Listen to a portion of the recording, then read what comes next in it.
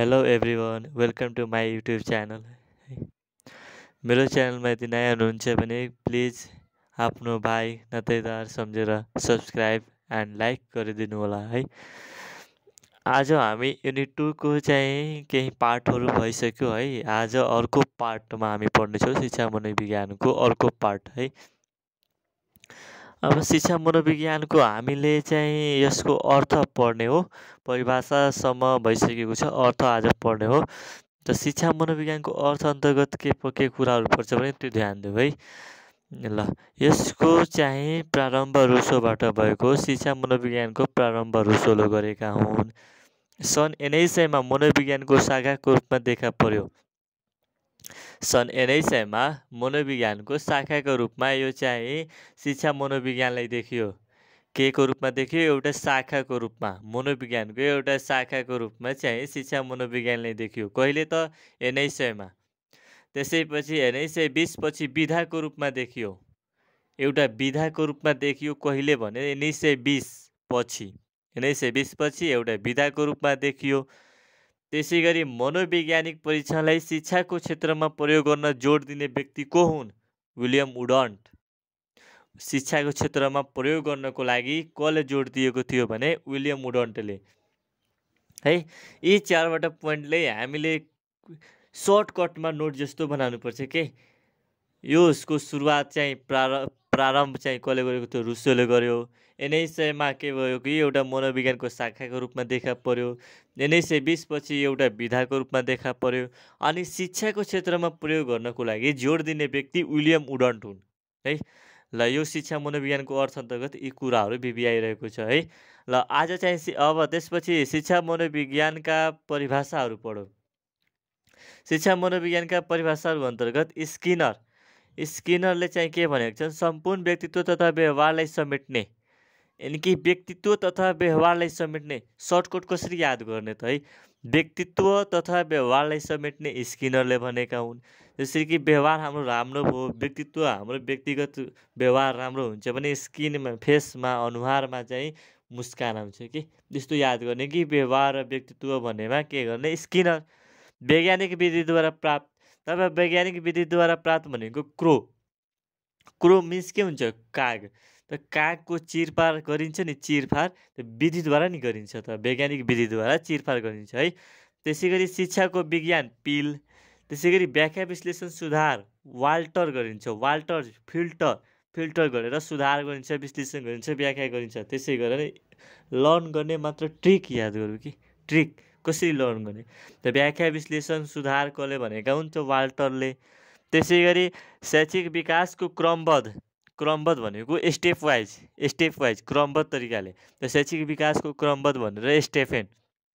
जन्मदेखि वृद्ध अवस्थासम्म क्रो एन्ड क्रो। जन्मदेखि वृद्ध अवस्थासम्म क्रो एन्ड क्रो। विकासात्मक अवस्था पार। हामीले विकासात्मक अवस्था कसरी पार गर्छौँ? जुधेर विकासात्मक अवस्था पार गर्छौँ के। त्यही भएर जुडको अनुसार विकासात्मक अवस्था पार। त्यसै गरी शैक्षिक वातावरण वा मनोवैज्ञानिक पक्षको अध्ययन। शैक्षिक वातावरण वा मनोवैज्ञानिक पक्षको अध्ययन भनेर डब्लुसी ट्रोको याद गर्ने है।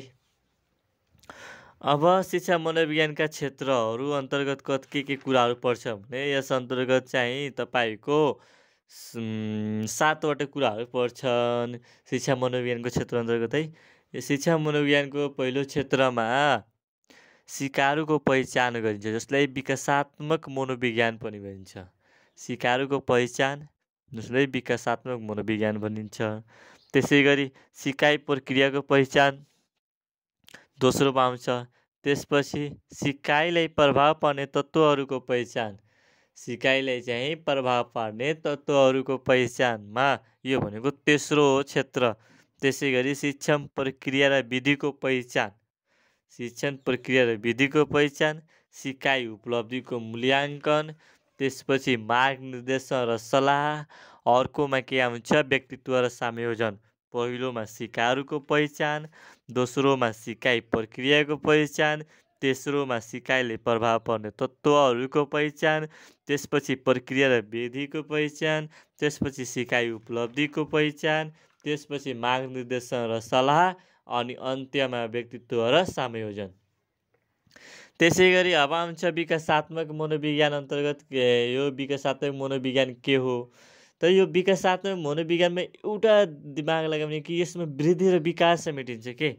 जस्तै कि अध्ययनको प्रमुख विषयवस्तु मानव वृद्धि र विकासको अध्ययन हो। विकासात्मक मनोविज्ञान भनेको मानव वृद्धि र विकासको अध्ययन गर्छौँ नि, त्यही हो के हो विकासात्मक मनोविज्ञान हो। अब हर्लकका अनुसार 6वटा उद्देश्यहरू रहेका छन्। 6वटा उद्देश्यहरूमा के कुराहरू पर्छ? मेन पोइन्ट भनेको के कस्ता, पहिलोमा के कस्ता, कहिले, के कसरी प्रभाव पार्छन्, पूर्व कथन गर्न सकिन्छ कि सकिँदैन, व्यक्तिगत वा सर्वमान्य हुन् या होइनन्, यी 6वटा कुराहरू पर्छन्। के कस्ता, कहिले आउँछ, कारणहरू के हुन्, कसरी प्रभाव पर्छ, सकिन्छ कि सकिँदैन, व्यक्तिगत वा सर्वमान्य हुन् या होइनन्, यी कुराहरू विकासात्मक मनोविज्ञान अन्तर्गत पर्छ, जसलाई हर्लकका 6वटा उद्देश्यहरू रहेका हुन्। ठिक छ। हर्लकका उद्देश्यहरू अन्तर्गत के पर्छ भने यी कुराहरू मध्यनजर राखेर पढ्ने है। ल त्यसै गरी आउँछ वृद्धि। अब वृद्धिको अर्थ अन्तर्गत के पर्छ भने वृद्धिको अर्थ कसरी पढ्ने है। वृद्धिको अर्थमा के कुराहरू पर्छ? वृद्धि भनेको के हो? वृद्धि भनेको संरचनात्मक र शारीरिक परिवर्तन। यो हाम्रो शरीरको आकार, क्षमता, अनुपात, स्वरूपको परिवर्तन हो। के आकार, क्षमता, अनुपात, स्वरूपको परिवर्तन भनेर वृद्धिको। यसले जसले नाप्न सकिन्छ, देख्न पनि सकिन्छ, त्यो परिमाणात्मक हो। परिमाण गर्न सकिन्छ, जोख्न सकिन्छ। यसको निश्चित उमेरसम्म हो। ठिक छ। यो निश्चित उमेरसम्म मात्र हुन्छ। ठिक छ। त्यसै गरी संरचनात्मक र शारीरिक परिवर्तन क्रो एन्ड क्रोले भनेका हुन्। त्यो भनेको संरचनात्मक र शारीरिक परिवर्तन वृद्धि हो भने त्यो भनाइ कसको हो? क्रो एन्ड क्रोको। अङ्ग प्रत्यङ्गहरूको मात्रात्मक वा परिमाणात्मक परिवर्तन हर्लक। अङ्ग प्रत्यङ्गहरूको जुन रहेको छ त्यसको मात्रात्मक, परिमाणात्मक परिवर्तन भनेको हर्लक। हर्लकका अनुसार त्यही हो, मात्रात्मक वा परिमाणात्मक परिवर्तन हर्लक। यसमा मेन पोइन्ट भनेको शरीरको आकार, क्षमता, अनुपात, स्वरूपमा परिवर्तन हुन्छ। यसलाई हामी देख्न, नाप्न, तौल्न सकिन्छ। यसको निश्चित उमेर हुन्छ, निश्चित समय हुन्छ, सीमित हुन्छ यो के।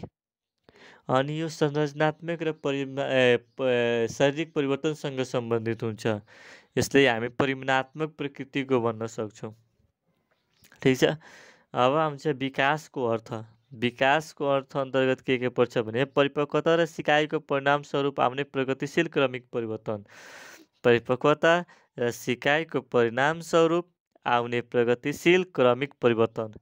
यसमा के हो भने परिपक्वता र सिकाइको परिणाम स्वरूप हाम्रो शरीरको अन्तर कतिको परिपक्व हामी छौँ, त्यो काम गर्न सक्छौँ कि सक्दैनौँ, हाम्रो मस्तिष्कले त्यो सोच्न सक्छ कि सक्दैन, कतिको परिपक्व छ।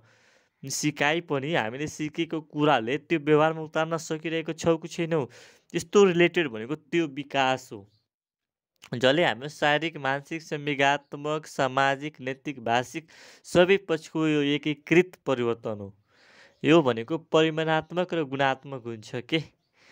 तर वृद्धिमा के हुन्छ? मात्र परिमाणात्मक हुन्छ है। तर यो विकास भनेको परिमाणात्मक र गुणात्मक दुवै हुन्छ। यो मात्र होइन कि गुणात्मक मात्र भनेमा त्यो विकास हो, होइन। यहाँ परिमाणात्मक र गुणात्मक दुवै भनेमा मात्र विकास हो। त्यसै गरी विकास भनेको निरन्तर चलिरहने हो। अनि अर्को विकासको मेन पोइन्ट के हो भने आमाको गर्भदेखि सुरु हुन्छ। यो सुरु त दुवैसँगै हुन्छ, तर अन्त्यमा भनेको अन्त्य हुँदैन, विकास त चलिरहन्छ, तर यो वृद्धि रुकिहाल्छ। सुरु त सँगै हो। ठिक छ। अब लक्ष्य भनेको विकासको लक्ष्य के हो? व्यक्तिमा आत्म प्रकटीकरणको दिशातर्फ डोर्याउनु। व्यक्तिलाई के गर्छ? यसले आत्म प्रकटीकरणको दिशातर्फ डोर्याउँछ है। VBI भनेको कुरा यही हो। वृद्धि र विकासको अर्थ अन्तर्गत VBI कुरा पढ्नुपर्ने हो। वृद्धि अन्तर्गत हामीले पढ्नुपर्ने मेन VBI कुराहरूमा 6वटा कुरा रहेको छ। यो भनेको वृद्धि भनेको संरचनात्मक र शारीरिक परिवर्तन हो।